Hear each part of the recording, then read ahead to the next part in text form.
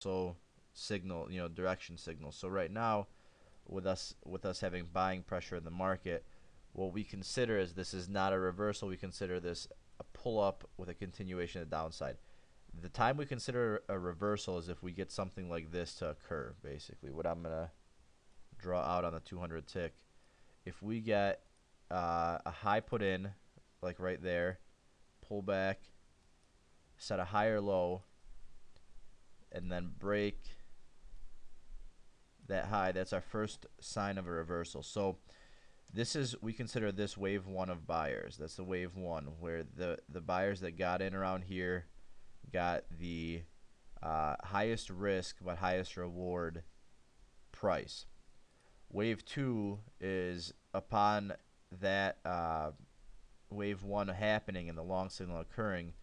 Wave two would be the buyers that are buying on essentially on this signal.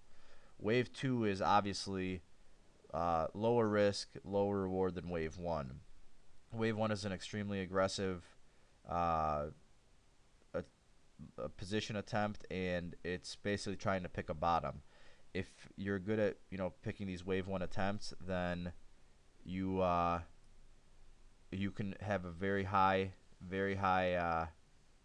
return reward ratio on it. The problem is that your initial risk is low, but the risk of the position actually going in that direction is a little bit is lower than once it's confirmed. So let's say if you were long for some reason right now at 75, your risk is roughly 3 points, maybe around 2.5 3 points. Now if you were long around this level, your risk would be below this swing. Would be your primary exit range. Following that, it would be this level. When you're picking a bottom, you have to be out below this swing. So what we're gonna try to do is try to get in around this level, um, and this is how we manage our positions. We had that short signal. If we can get in at 550 right here, our average price should get moved down to probably around the 80s. What's going to happen is once we get that average price in, our stop is below this swing. Our stop on that second contract gets moved, I'm sorry, above this swing. Our stop on the second contract gets moved above that swing. If we fail to break this low, which is what our target is at, then this is a good long signal. We might get uh, the pattern that we're looking for to the long side.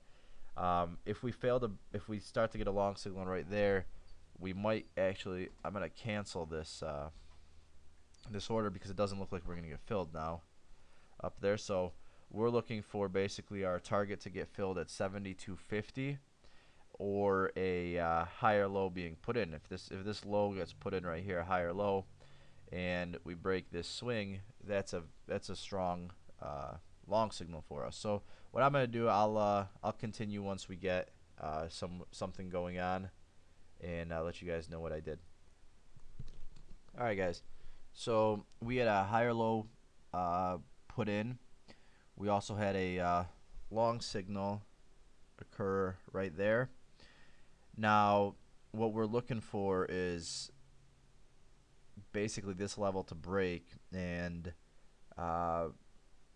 right now we're a little bit more biased to the long side, that this market might retrace a little bit more than it's going to pull back. Now, that's just unfortunate that we did not get filled at 72.50. And to give you what the strategy that we have right now is, we have one trade signal that we primarily look for when following a move, right? A breakout of trend signal would be this signal going long right there. We still have a good chance of the low being tested and being filled down there, but just in case if that doesn't occur, we're going to take this breakout of trend signal. And the breakout of trend signal would be long upon the break of this high. And you don't want to look at this as like divided, just more as like straight lines where this is still the pullback or the attempt at the low. If you have failure to break this low, what I think I'm gonna do is I'm gonna go, because if we test that low, I would imagine that we're probably going to sell off, but it seems like we're having trouble to test that low, so I'm going to reduce my target by 1 point. And that's something that I actually should have done earlier. That's part of in the rules of our system. If you have failure to break a level and inability to have a quick retest of that level, then you're not worried too much about $10, $20. You'll move your target up so that you can secure a profit rather than getting your stop hit. The last thing you don't really want your stop to get hit, because difference between that is it's over 3 points. So that's $60. If we get stopped out of this, we're foregoing $60 of profit just because we wanted to make $20 more of what we tried to get out right here. So one of the rules is if you do see something like that occur, take profit, because conditions change.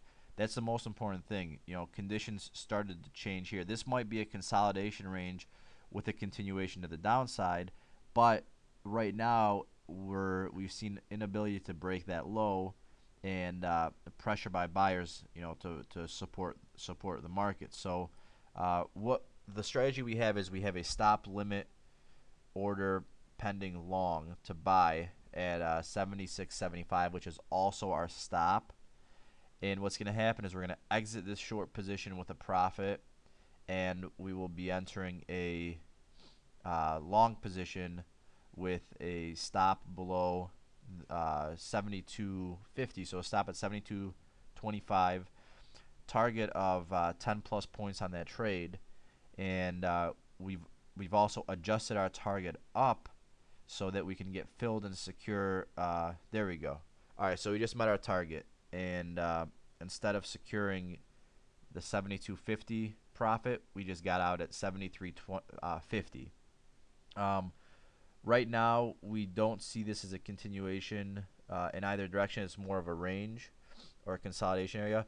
What we are waiting for is this pattern to occur, and if that does occur, then we will take the long position. But because of this choppiness right now, we're going to cancel this position, and we're done for the day. It's 10:30, and we'll be done trading for the day. I'm going to pause the video and calculate what our returns were, and I'll let you guys know, okay? All right, guys. So we had that position that was long last night, loss of 85. We had the second trade, which was basically a combination of these two. We took profit at 200 on the first contract, and then 180 on the second contract. That brings us net profit of 295, 3 trades. And put into perspective, we basically traded for 1 hour today. We had the one trade overnight, which we left and we got stopped out. So of actual work was roughly 1 hour. Actually, this is 2 trades. Two positions, but 3 trades. And that's critical to that you kind of when you trade you have a difference between positions and trades, because we really had 2 actual directions that we chose in the market today. The long direction last night, and then the short direction today. The way that worked out was that we had we had 2 contracts here, so actually that was 5 trades total because of the 3 contracts yesterday. So we had 2 position trades, but 5 trades. So just so that we know, our commission was for 5 trades taken. The day was okay. This could have been a massive trade. It wasn't, though. The good thing is we took our loss quickly, and the position trade short that we took today worked out very well. $200 profit, and then 180 on the second contract. One thing I wanted to show you is that we did trade based on our rules, where overall market is down, fundamentals are down, technicals are down, So we had a short bias. We took short, one short position today, and they both worked out for a profit. Last night, there was really no fundamental bias that we could, that we can get from what the market movements were. We had a slight technical bias at that point.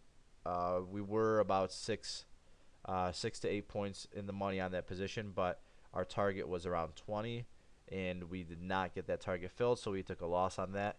If you guys have any questions, send me an email, and if you have any questions about the trades that I took or the reasons for taking them, hopefully I explained it fairly well. Um, I'll make a video probably later on today, like tonight during after hours or tomorrow morning. But I'm done for the day at 10:30, and if you guys send me an email, I will be by it. So I will I'll respond right away. And any positions taken now, the next trade would be after hours. Nothing taken today. Okay. Thanks a lot, guys, for watching, and we'll be in touch. And let me know if you have any questions, input, or advice that you could give me. Okay. Thanks, guys.